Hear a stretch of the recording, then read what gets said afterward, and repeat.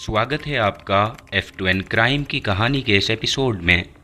उम्मीद है आप लोग अच्छे होंगे। आज की जो सच्ची घटना है वो घटना है कानपुर से। कानपुर के मशहूर ओम प्रकाश दस्सानी, जिनको बिस्कुट किंग के नाम से जाना जाता है क्योंकि पार्ले जी बिस्कुट इन्हीं की फैक्ट्री में तैयार होता है। ओम प्रकाश दस्सानी के दो बेटे थे। उनमें से छोटे बेटे का नाम पीयूष दस्सानी था। 27 जुलाई को एक ऐसा कांड होता है जिसे सुनकर पूरा कानपुर हिलकर रह जाता है। 27 जुलाई 2014 रविवार का दिन था। हर कोई मौज मस्ती के मूड में था और पति पत्नी पीयूष और ज्योति भी अपने संडे को खूबसूरत बनाने का प्लान करते हैं। दोनों अपनी होंडा एकॉर्ड से निकलते हैं और सीधा पहुंचते हैं बेहद स्टाइलिश रेस्टोरेंट कार्निवल में। दोनों रेस्टोरेंट के बाहर कार पार्क करके अंदर चले जाते हैं। वेटर पीयूष और ज्योति के पास आता है और बैठने के लिए पास वाली सीट पर इशारा करता है। दोनों पति पत्नी रेस्टोरेंट में बैठते हैं और खाना ऑर्डर करते हैं। कुछ वक्त बिताते हैं और फिर वहां से निकल जाते हैं। उसके बाद ज्योति पीयूष को लॉन्ग ड्राइव पर चलने के लिए कहती है।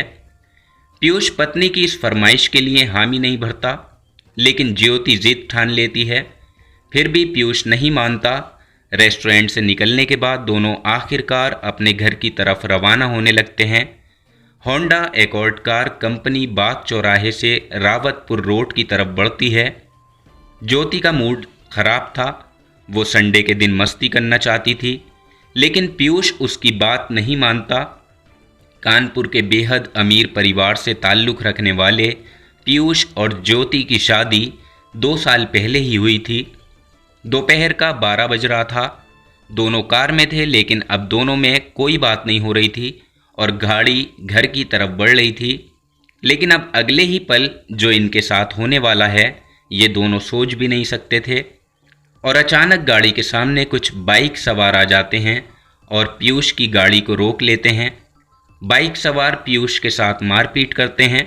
ज्योति चीखती है, चिल्लाती है, लेकिन वो लोग ज्योति का भी मुंह बंद कर देते हैं और उसके बाद वो पीयूष को सड़क पर छोड़कर वहां से कार उठाकर फरार हो जाते हैं। वो ज्योति को भी अगवा कर ले जाते हैं। पीयूष कार के पीछे दौड़ता है, लेकिन कार थोड़ी ही देर में आंखों के सामने से ओझल हो जाती है और ज्योति को फ़ोन पर फ़ोन करता है और उसकी बेल भी बजती है। और उसके बाद ज्योति फ़ोन भी उठाती है, लेकिन वो रो रही है, बचाओ बचाओ, मुझे बचाओ। लेकिन तभी किडनैपर उसे जान से मारने की धमकी देते हैं और फ़ोन काट देते हैं। पीयूष फिर फ़ोन लगाता है, लेकिन अब कोई फ़ोन नहीं उठाता। पीयूष रोता है, पागलों की तरह इधर उधर मदद के लिए दौड़ता है, लेकिन उसकी कोई मदद नहीं करता। काफ़ी देर बाद एक बाइक सवार उसकी मदद के लिए आता है। वो बाइक सवार रावतपुर पुलिस स्टेशन पीयूष को छोड़ देता है और पीयूष पुलिस स्टेशन पहुंचता है। पुलिस के सामने रो रो कर वो अपना बयान देता है और बताता है कि कैसे उसकी पत्नी को उसके सामने ही किडनैप कर लिया गया। इसी दौरान एक फ़ोन बजता है। इस फ़ोन से पता चलता है कि पीयूष की होंडा एकॉर्ड कार मिल गई है, लेकिन कार के अंदर ज्योति की लाश भी मिली है। पुलिस मौके पर वारदात पर पहुंचती है। ज्योति का जिस्म खून से सना हुआ था। ऐसा लगता था धारदार हथियार से उसके शरीर पर कई वार किए गए हों। ज्योति का कत्ल बड़ी ही बेरहमी से किया गया था। ज्योति की बॉडी पोस्टमार्टम के लिए भेजी जाती है और ये खबर पूरे कानपुर में फैल जाती है। पीयूष कानपुर के एक बड़े बिजनेसमैन घराने से ताल्लुक़ रखता था।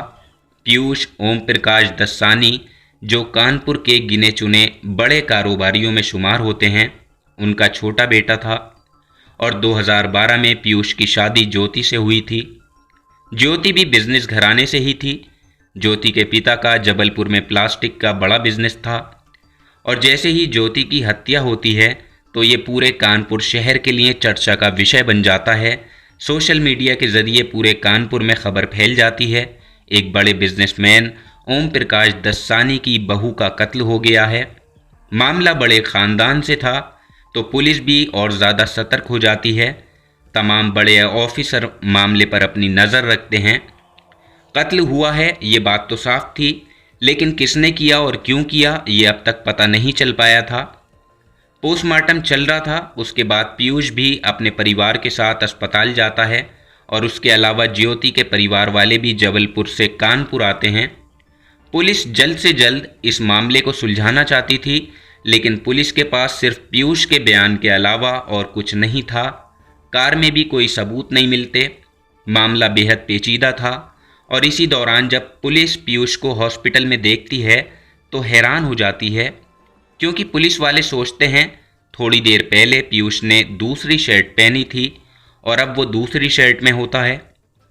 एक तरफ वो लगातार रो रहा है तो दूसरी तरफ उसकी शर्ट का बदलना पुलिस को हैरान करता है। पुलिस इस बात पर भी हैरान होती है कि जब किडनैपर्स ज्योति को अगवा करके ले गए तो पीयूष ने तुरंत पुलिस को फ़ोन करके ये सूचना क्यों नहीं दी। घटना स्थल के महज 500 मीटर दूर एक पुलिस चौकी थी, फिर क्यों पीयूष उस चौकी में नहीं गया? आखिर ऐसा क्या हुआ कि पीयूष ज्योति के अगवा होने के 1 घंटे बाद पुलिस के पास पहुंचा?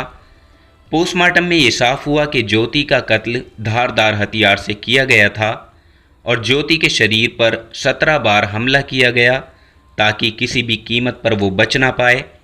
पुलिस ने अपनी जांच जारी रखी और रेस्टोरेंट जहां ज्योति और पीयूष आखिरी बार पहुंचे थे उसके सीसीटीवी फुटेज को खंगाला गया। सीसीटीवी फुटेज में दोनों खाना खाते हुए नजर आए, लेकिन जितनी देर भी वो वहां बैठे उन दोनों के बीच एक भी बार बात नहीं हुई। पीयूष बार बार किसी से फ़ोन पर बात कर रहा था। पुलिस को ये साफ हो गया था कि दोनों के बीच सब कुछ नॉर्मल नहीं था। चीज़ें वैसी नहीं थीं जैसी पीयूष ने बताई थीं। ज्योति का मर्डर हुए 2 दिन हो चुके थे और पीयूष के घर में बड़े बड़े लोगों का आना जाना लगा हुआ था। ज्योति का परिवार भी कानपुर में ही था। पूरा माहौल बेहद गमगीन था। करीब 2 साल पहले ही तो धूमधाम से दोनों की शादी हुई थी और अब ज्योति सबको छोड़कर जा चुकी थी। कौन था ज्योति का दुश्मन, अब तक भी ये साफ नहीं हुआ था, लेकिन शक अब पीयूष पर था। पुलिस ने पीयूष की कॉल रिकॉर्ड निकलवाए और पता चला कि हत्या वाले दिन पीयूष ने एक नंबर पर 150 मैसेज भेजे थे और इसके अलावा एक और नंबर पर भी पीयूष की लगातार बात होती रही थी। कॉल डिटेल से ये भी पता चला कि इस एक नंबर पर ही पीयूष अक्सर लंबी लंबी बातें करता था।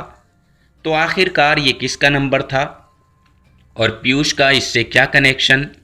इस नंबर को चेक करवाया गया तो पता चला कि ये नंबर मनीषा माखीजा नाम की एक लड़की का है। मनीषा कानपुर के ही एक बिस्कुट व्यापारी की बेटी थी। मनीषा के पिता का पीयूष के बिजनेस से भी कनेक्शन था। अब धीरे धीरे बात साफ हो रही थी। मनीषा के साथ पीयूष का एक्स्ट्रा मैरिटल अफेयर था। तो क्या मनीषा ने जलन के मारे ज्योति का कत्ल करवा दिया? अब पुलिस के पास 2 नाम थे कत्ल की इस गुत्थी को सुलझाने के लिए, एक पीयूष दस्सानी और दूसरा मनीषा माखीजा। दोनों ही बेहद बड़े घराने के बच्चे थे। ज्योति मर्डर केस न सिर्फ कानपुर को बल्कि पूरे देश में चर्चा का विषय बना हुआ था। हर कोई इस मर्डर केस को जानने के लिए बेकरार था कि इसमें किसका हाथ है। आखिरकार हत्या के तीसरे दिन पुलिस ने पीयूष और मनीषा माखीजा को गिरफ्तार किया। दोनों को साथ बिठाकर पूछताछ की गई। ना पीयूष कुछ बताने को तैयार था और ना ही मनीषा। पुलिस का दबाव बढ़ता जा रहा था। धीरे धीरे पीयूष की घबराहट उसके शब्दों में झलकने लगी और आखिरकार उसने मान लिया कि उसका और मनीषा का एक्स्ट्रा मैरिटल अफेयर था और इसी वजह से उसने ज्योति की हत्या कर दी। इस काम में पीयूष का साथ दिया उसके ड्राइवर अवधेश और एक हाउस हेल्प रेणु ने। पीयूष ने अवधेश को ज्योति के नाम की सुपारी दी थी और अवधेश ने ही इस प्लान को अंजाम देने के लिए रेणु की भी मदद ली थी। मनीषा को पीयूष के पूरे प्लान की जानकारी थी। रेस्टोरेंट से भी वो मनीषा को पल पल का हाल बता रहा था। उस दिन हकीकत में क्या हुआ, क्योंकि अब तक जो बताया गया था वो पीयूष की बनाई गई कहानी थी। दरअसल जब पीयूष और ज्योति घर के लिए निकले उनके साथ ड्राइवर अवधेश और हाउस हेल्पर रेणु भी थे। रेस्टोरेंट से जब खाना खाकर वो लौटने लगे तो पीयूष और ज्योति पीछे बैठे थे। अवधेश गाड़ी चला रहा था और बगल वाली सीट पर रेणु बैठी हुई थी। कार रेस्टोरेंट से घर की तरफ बढ़ रही थी। थोड़ी आगे चलकर अवधेश ने गाड़ी रोक दी और ज्योति पर चाकू से वार कर दिया। ज्योति घायल हो जाती है और उसके बाद वो एक के बाद एक वार करता गया। तब तक वार करता रहा जब तक ज्योति की मौत नहीं हो गई और फिर ज्योति की लाश को कार में ही छोड़कर तीनों फरार हो जाते हैं। 4 दिन में ही कानपुर के हाई प्रोफाइल मर्डर केस को पुलिस सुलझा चुकी थी। पीयूष, मनीषा, अवधेश और रेनू को गिरफ्तार कर लिया गया। हर कोई हैरान था। इसी दौरान पुलिस को ज्योति की एक डायरी भी मिली जिसमें ज्योति ने कई जगह ये जिक्र किया था कि पीयूष और उसके बीच रिश्ते शादी के दिन से ही अच्छे नहीं थे। ज्योति को पीयूष के एक्स्ट्रा मैरिटल अफेयर का भी पता था और उसने पीयूष के माता पिता से इस बारे में बात भी की, लेकिन कुछ नहीं हुआ। किसी ने ये नहीं सोचा था कि पीयूष प्यार में अंधा होकर इतना बड़ा कदम उठा लेगा और इसके बाद आज पीयूष सलाखों के पीछे है और उसको उम्र कैद की सज़ा सुनाई गई है। तो दोस्तों, इस कहानी को लेकर आपकी क्या राय है, आप हमें कमेंट सेक्शन में लिख सकते हैं। और साथ ही अगर आप क्राइम की कहानियाँ सुनना चाहते हैं तो हमारे चैनल को सब्सक्राइब ज़रूर करें। जल्दी ही मुलाकात होगी आपसे किसी नई कहानी में, किसी नई सच्ची घटना में। तब तक आप अपना ख्याल रखें, सतर्क रहें, सुरक्षित रहें, सावधान रहें। जय हिंद।